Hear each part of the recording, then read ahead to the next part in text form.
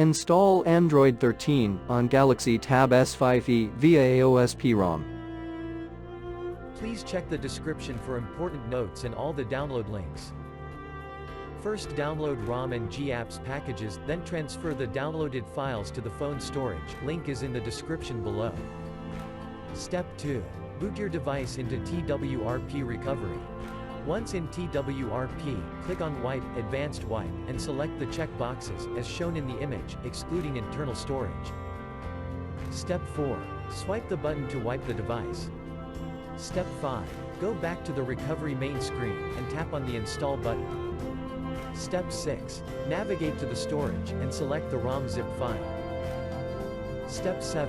Finally, swipe the button on the screen to install ROM file. Step 8.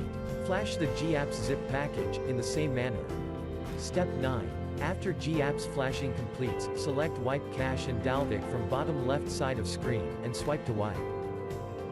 Step 10. When the flashing process is complete, hit Reboot System. That's it, you have successfully installed the ROM on your device.